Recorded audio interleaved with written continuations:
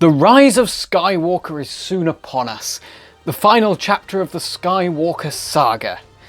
I think it's time to look back to where the story all began, the Phantom Menace, and decide whether it deserves a reappraisal.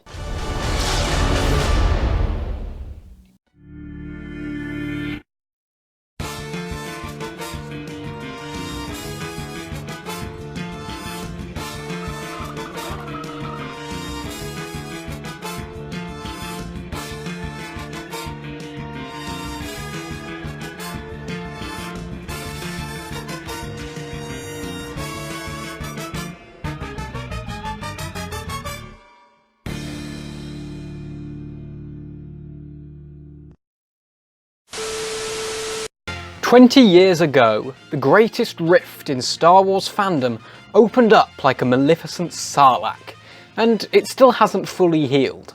Although it is certainly all starting to come back together after an arguably even bigger rift that was brought upon us by Rian Johnson in the form of The Last Jedi. And in the wake of this shitpile, more and more of the prequel haters of the last 2 decades are beginning to appreciate the Lucas-era prequels more and more. But either way, to provoke dark scowls or preemptive defensiveness from lovers of the saga, you need only utter 3 words. The Phantom Menace.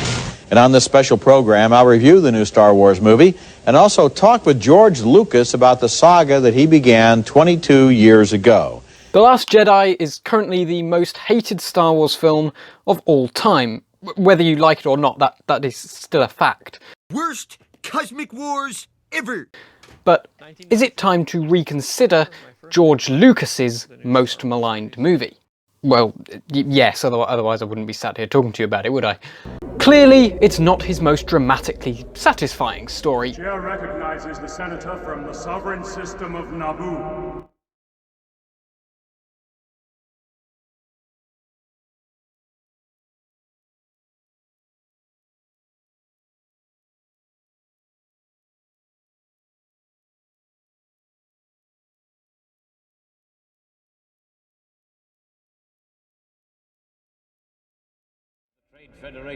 But it's hardly the worst reviewed film in history. With 59% on Rotten Tomatoes, it can boast a better reception than, say, Ghostbusters 2016 or Batman and Robin. In terms of box office gross, it remains Lucas's most successful film. The genesis of a new era of Star Wars, starved for 16 years, fans queued for days to see George Lucas's latest installment. It was our idea to wait here for 3 weeks to see this film. Now, there's any number of complaints that are so often laid on the Phantom Menace's doorstep. It's too cutesy, it's too cheesy, the pacing is all wrong, the editing is terrible, the CGI looks disgusting and is too distracting, the actors are cringeworthy. Are you an angel? What? Darth Maul was killed too easily. Crazy! It's a rehash of A New Hope. Where have I heard that recently? Anyway, all of these may be accurate to some extent, but there's no denying that The Phantom Menace was the subject of a critical shafting that's carried on for the past 20 years. You only need to say prequels to a hardened Star Wars fan, and they'll give you a laundry list of reasons why they're all terrible, and that the best George Lucas ever did was handing off the series to other directors. That sucked. I can't believe The Gathering Shadow was Senate redistricting. Again, these have all been worn out to the point it's a cliche. Despite what people might think, George Lucas probably wasn't interested in the money when he made The Phantom Menace. He initially only made 4, 5 and 6 first because he didn't have the technology to accomplish what his story required, and would save that story for a time when filmmaking techniques had advanced. That computer technology isn't really to a point now where it's cost effective. And I would say within 5 years, the computer technology will be cheaper than the old-fashioned way. This is amusing because people are so willing to casually say, oh, it's all done on computers. Whatever you're talking about, people say, oh, it's all done on computers these days. And it isn't all done on computers yet. No. Believe me, I've been involved in a lot of state-of-the-art computer technology, and you'd be surprised what they can't do. Well, that was in 1990, but computers have been moving fast, and they can sure do it right now. Lucas told me after the Phantom Menace screening that he knew computers would get faster, but he didn't realize how much faster and more versatile they would become. Even before he sold Lucasfilm to Disney, Lucas was a very, very rich man. The merchandising opportunities he took from the Star Wars trilogy made him a fortune. The Indiana Jones trilogy was also extremely profitable, and Skywalker Sound, Lucasfilm and LucasArts were all performing exceptionally well. Lucas went back to Star Wars in 1999 because he wanted to see if he could become interested in filmmaking again. What better way than by returning to the galaxy he created? I was feeling so good about my ability to do that. An earlier version of Lucas's script showed he was fully capable of making The Phantom Menace a film with more somber, dark, adult themes. Jar Jar, speaking in complete English sentences, made Buddha-like pronouncements. Anakin was equally wise, reading more like a spooky, force-wielding kid, sort of like in The Omen. Obi-Wan was in the thick of the action rather than on its periphery. It was everything fans wanted from a prequel movie. And Lucas ditched it. It just wasn't what interested him. Never forget, this was a guy who loved cars and comic books and wanted to be an animator of kids' cartoons. On his first Hollywood internship at Warner Brothers, Lucas would have worked for Hanna-Barbera if he could, had the department not just closed down. So, with The Phantom Menace, Lucas basically jumped at the opportunity to make a big-budget, high-tech, wacky races. The Boon to Eve classic pod race on Tatooine, where Anakin wins his freedom, sits at the centre of the film, and much of what leads up to it feels like an excuse to get us there. And no, I don't care that the race itself is nearly 15 minutes long. Why? Because it's fucking great.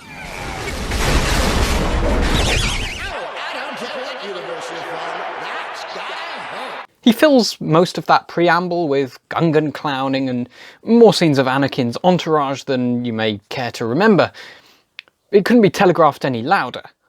Lucas is basically saying what he often said about the original trilogy, but in a louder voice. This is a fun, special effects-filled kids movie. Don't take it too seriously.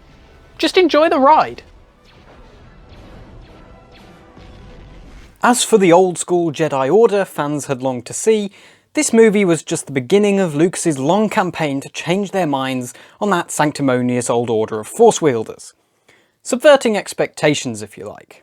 And I won't get into why that idea doesn't work for The Last Jedi here, that's for another video. They began to display the questionable judgment that led to the downfall of their order. This campaign finally found its fruition in The Last Jedi, when Luke Skywalker pretty much tore the whole thing down for all the mistakes it had made. It's not true. At the height of their powers, they allowed Darth Sidious to rise, create the Empire, and wipe them out. Go away. Why, Ryan? Older fans rolled their eyes at the film's two cases of mistaken identity. Padme Amidala disguises herself as her own handmaiden, while Sidious and Palpatine are clearly the same person, especially to adults who saw him as the Emperor in the original trilogy, but again, Lucas didn't care.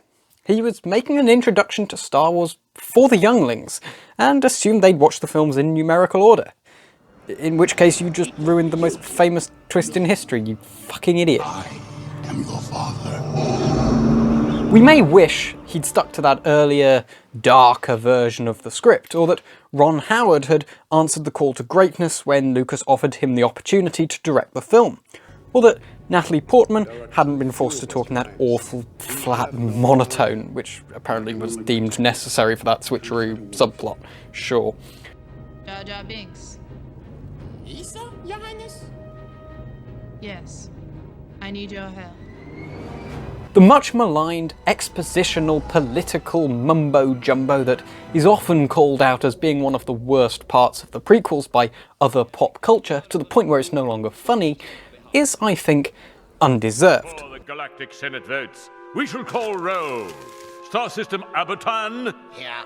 Star System Trebulon Prime. Whoa, Mama, finally some action. Mr. Chairman, I propose a procedural amendment to Space Bill number 371. You'll wait your turn. Very well.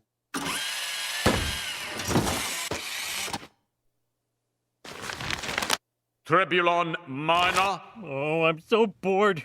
While I agree that yes, it does slow down the pacing of the film, particularly The Phantom Menace, there was much less, or rather it was better done in the other two prequels. But these scenes are essential for the building of the world and the political systems that George Lucas had envisioned more than 20 years previously, so that the audience can understand how Sidious was able to infiltrate and manipulate the fragmented and unstable Republic and reorganize it into the all while being supported by much of the Free Galaxy, who didn't themselves understand what was happening. Some of the scenes in the Senate and with the Trade Federation on Naboo are actually really good, tense, powerful, character-driven scenes, and the film would be worse off for not including them. Invasion. Negotiation. We've lost all communication. So when he adamantly states that it's a film for 12-year-olds, that's just not the case. Yes, I agree, the tone is very inconsistent. Dour political trade agreements, and then cut to Jar Jar electrocuting his own tongue. But although most 12-year-olds probably didn't understand the political acuteness of these films when they first watched them, we were certainly able to appreciate the subtleties when we'd grown up a bit. It's a film for all ages. In fact, people who grew up with the prequel trilogy, now in their early 20s and so on, have a much more positive view of them than those who watched the original trilogy back in the 70s and 80s, because we grew up with the trilogy, rather than having a concrete sentimental block on everything that wasn't the OT. This is kind of like Star Wars all over, the original, A New Hope all over again, for my generation. The life experiences that made kids growing up with the originals love them so much plays out exactly the same for our generation. As Lucas said, he's making this for the fans. He's not making this for, you know, the general population, Joe Schmo off the street. This movie's being made for the hardcore Star Wars fans who want to see the first three movies. He and his movies have, gotten me through some times in my life. I mean, he's amazing, and he's humble, and he's all of that. He's going to stay true. He's not going to sell out.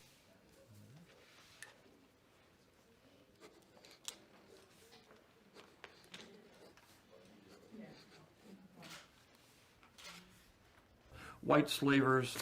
Okay, but...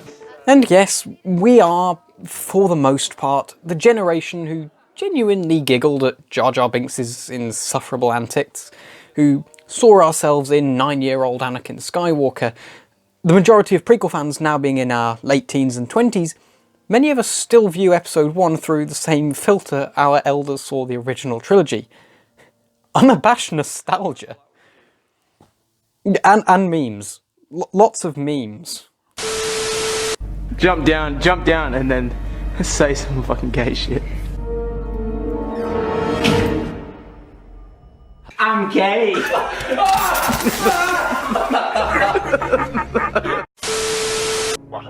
You know you're not the only observant motherfucker on the planet. I'll try spinning. That's a good trick.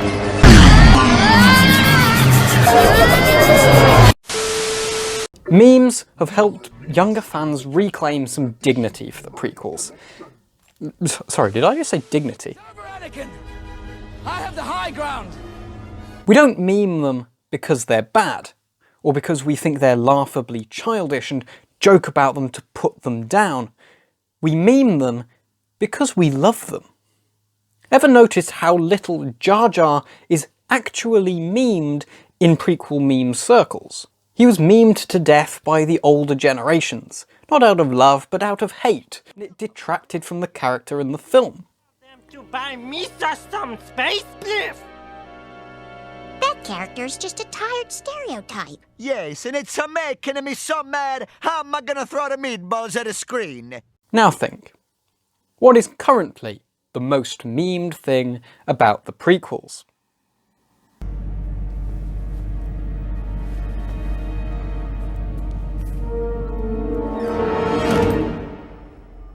Hello there. Arguably Ewan McGregor's Obi-Wan? General Kenobi. Or Ian McDiarmid's Palpatine? Do it. two of the most beloved characters in the entire saga by many fans. Over, Anakin! I have the high ground! It's the old adage of self-deprecation, schadenfreude. We meme them because we love them. We don't mind seeing them made fun of. We can laugh at ourselves, because we do see the problems in the prequels, but rather than turning it into hate, we turn it into joy and make the films more enjoyable for it. It's fascinating. Ironic. And it's this new rekindled love of prequel memes in the wake of The Last Jedi that has really brought the OT and prequel fans back together to find new appreciation and enhancement of the films that were once so despised. The dark side of the Force is a pathway to many abilities some consider to be unnatural. To listen to and be part of this younger generation who now form the highly active centre of Star Wars fandom on Twitter, Instagram, Reddit and YouTube is to be reminded of the surprising number of things that The Phantom Menace got right. For starters, there's Darth fucking Maul. Played spectacularly by martial arts expert Ray Park, he was easily the coolest and most kinetic character in the whole saga. Yes, Lucas killed him off too quickly, but it's alright. He later fixed that mistake in the Clone Wars animated series and turned him into one of the most complex and truly great characters that the show and arguably the saga as a whole has to offer. Then there's the rise of Darth Sidious, who schemes his way into power through careful political manipulation in disguise as the unassuming senator from Naboo, my boy, Sheev Palpatine. His takeover of the Republic by promising to be a strong leader who could break through the bureaucracy to get things done seems a lot more ominous in the Trump and Johnson era than it did in 1999. What I liked about The Phantom Menace was the idea of a weak, decadent galactic republic unable to stand up for the oppressed. The Trade Federation's invasion of Naboo did its job by strengthening the case for a big government and a strong military, things that became the foundations of the Galactic Empire. Another quick point we must touch on is The Phantom Menace's soundtrack.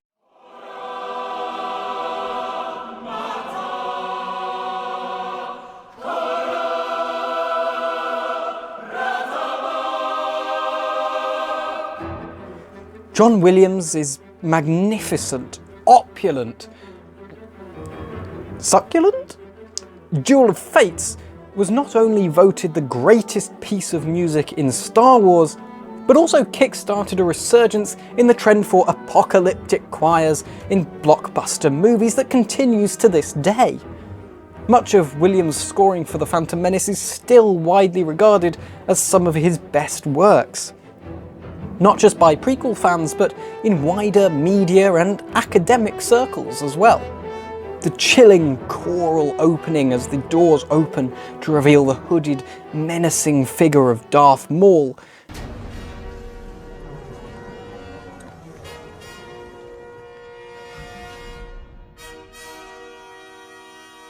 We'll handle this. We'll take the long way. Makes the hairs on the back of my neck stand up every single time I watch it. But the music in The Phantom Menace is universally praised. You know what isn't? The dialogue. Slave? I'm a person and my name is Anakin. Lucas was rusty, to say the least. It had been 22 years since he'd made Star Wars. Now, that had been a lucrative but highly traumatic experience. He'd sworn off the director's chair, preferring the producer's role. Even at the best of times, this inveterate introvert wasn't an actor's director at all. THX 1138, American Graffiti, Star Wars, all were shot in what Lucas called documentary style, meaning the actors were left to get on with saying their lines however they felt like saying them. They're coming through!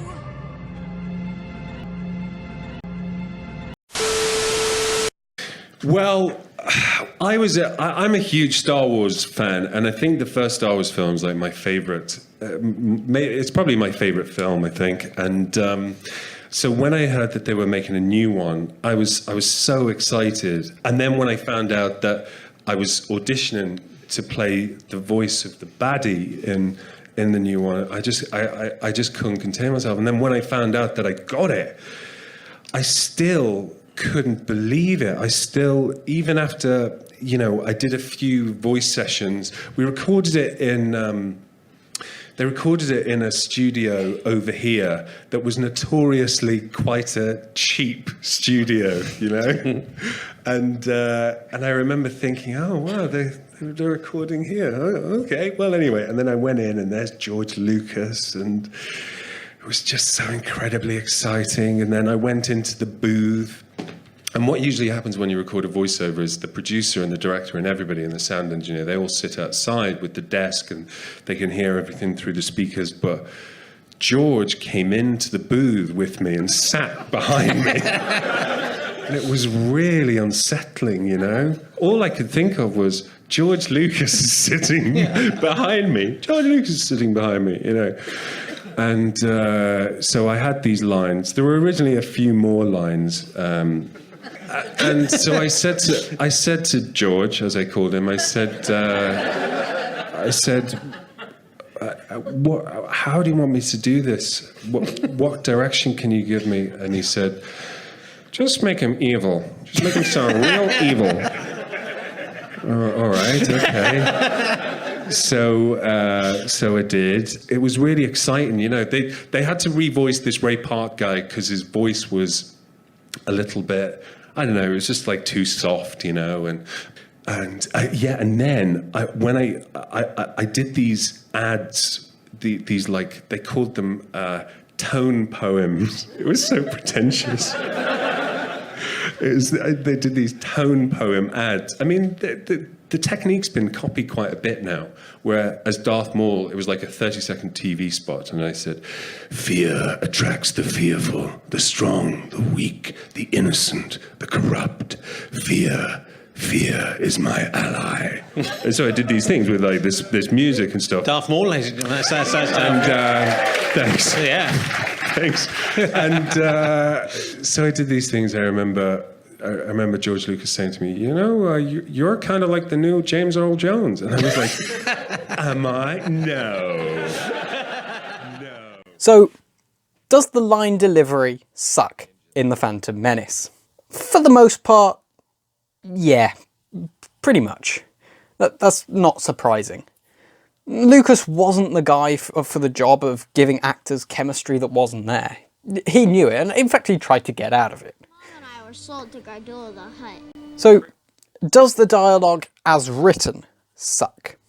That was kind of the point. Lucas was going for a pastiche of his favourite childhood space serial Flash Gordon, the same way he envisioned the original Star Wars, with rather corny, wooden dialogue. In every era, there have been men who sought the golden dream.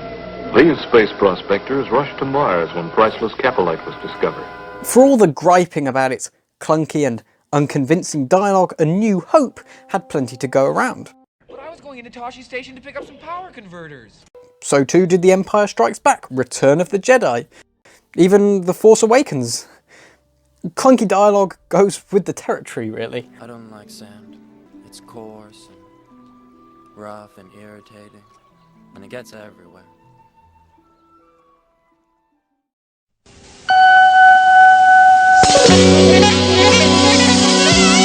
I'm Roger Ebert of the Chicago Sun-Times. I'd like to begin by reviewing The Phantom Menace, a film that involves the early days of characters who are already familiar to us from the first 3 Star Wars movies. Roger Ebert said in his famous review of The Phantom Menace, dialogue isn't the point. The movie was about new things to look at. Hence the stunning vistas of Naboo, the surprising number of practical effects. None of those ships were computer generated. The highly experimental forays into all CGI characters. And while we're on the subject of effects, I'd like to take a few minutes just to appreciate how aesthetically pleasing The Phantom Menace is. In my opinion, it is one of the prettiest and most tactile films Lucas has ever made. The effects work is spectacular, groundbreaking, and on the whole, a apart from maybe a few instances, I think the CGI has held up really well, even to this day. When parts of Attack of the Clones and even the new films look so much worse. There's something so much more realistic about seeing a slightly imperfect model droid control ship blow up with an augmented real explosion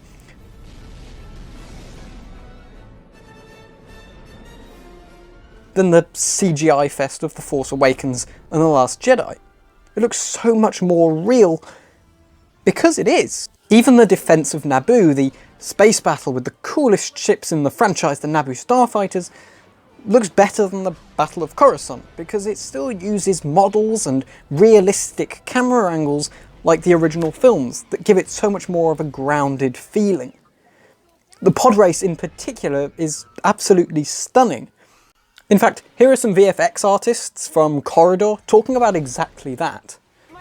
Be bashing on these movies because everyone loves to hate the prequels, but here's the thing. The prequels had some revolutionary visual effects shots, and I want to see whether or not they still stack up today. So let's look at some shots! Alright, here we go! Now this is pod racing. This scene got me so hyped.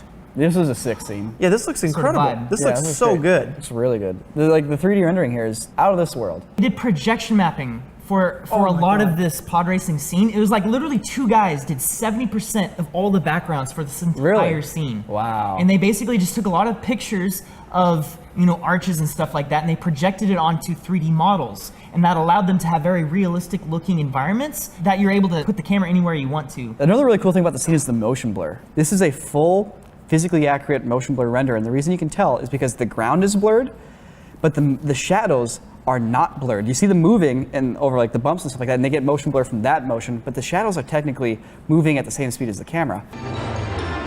Dude, that shot looks so good! The mirage. They had the mirage effect in that. The mirage effect is basically the heat of the ground gets hot enough that it actually starts kind of acting like a reflective mirror. And it's such a hard thing to simulate. You just gotta be an artist about it. Even now, there's not a shader you can just turn on for mirage effect. That looks so good, that shot, dude. They spent a lot of time on the sequence, that's for sure. Whoa! I love these crashes. Whoa, I think that's all computer generated. Like the way it crumbles? Yeah, it crumbles. How do you think they did that then? Do you think that was an actual filmed element of an explosion that was tracked in? No, I think those it's look CG. like CG smoke trails there. Definitely CG yeah, smoke definitely. trails. God, that looks so good though. Those pieces, man. How do they get those pieces? The physics looks so good. That's the thing. The motion of everything makes sense. It hits that, it starts spinning that way, then it hits the ground and it starts spinning the other way. That's crazy. Guess what? Jar Jar Binks is actually pretty well done. As far as visual effects go, Jar Jar Binks is kind of a masterclass for 1999. This was the first time you ever had a fully computer-generated character interacting with real actors, having mannerisms. They had motion capture for the first time, and then they had to go and give him a Caribbean accent. He's embarrassing. We went out to the ranch and saw 3,500 storyboards, all pasted up on sheets of foam core. The design work that went into the film was second to none. The beautifully realised planes, waterfalls and Renaissance-style architecture of Naboo, the expertly staged pod race that makes up most of the second act of the film, even the final battle between Liam Neeson, Ewan McGregor and Ray Park. They all show that Lucas could still make some thrilling popcorn cinema. A double-bladed lightsaber? Who didn't think that was cool? Darth Maul was a terrifying villain, all satanic horns and ferocity. But you can't have a kid-friendly blockbuster without the villain dying at the end. Not only that, he managed to beat Liam Neeson too. He was just freaking cool.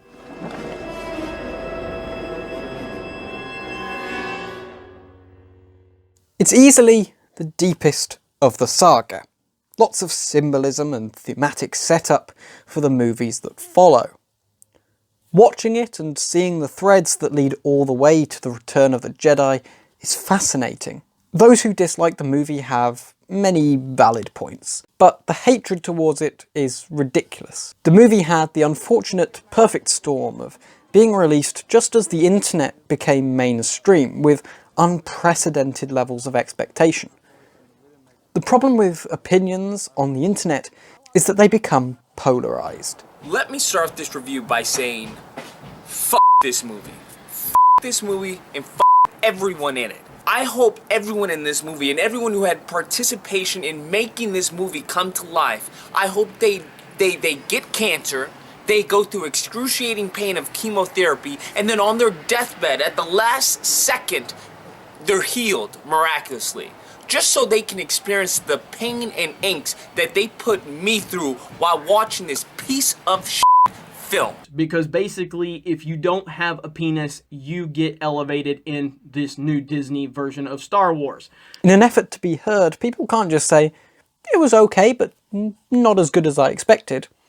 They have to shift to the extreme. It's either, wow, that was the greatest thing since the birth of Christ, or oh my god, George Lucas raped my childhood. It's absurd, but it happens all the time. And of course the negative voices are often the loudest, and they form somewhat of an echo chamber of hate. Again, The Last Jedi has now waded into all of this, but again, all of that's for another video. But the facts are, the movie made a crap load of money, indicating that people around the world rewatched it multiple times. In fact, it's in the top 20 movies of all time, adjusted for inflation. Plenty of scholars found the movie interesting and literary enough to write essays about its use of symbolism and theme, examining the subtle damages to Anakin's childhood that lead him into a hateful view on life, and then the dark side, and Palpatine's careful manipulation of the politicians around him.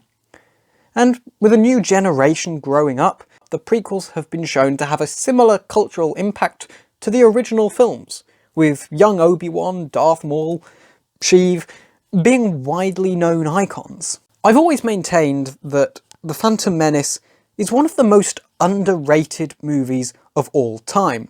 Many people dismiss the movie because they just can't see past Jar Jar's voice or some of the weaker parts of the movie. But if those people could ignore their anger and hate and see the beautiful but sometimes flawed movie that I see, their lives would be enriched. Now that The Phantom Menace is 2 decades old, perhaps it's finally time to quit talking about what it might have been. If you really want to understand its place in history, just stick a child in front of the screen and ask them what they think.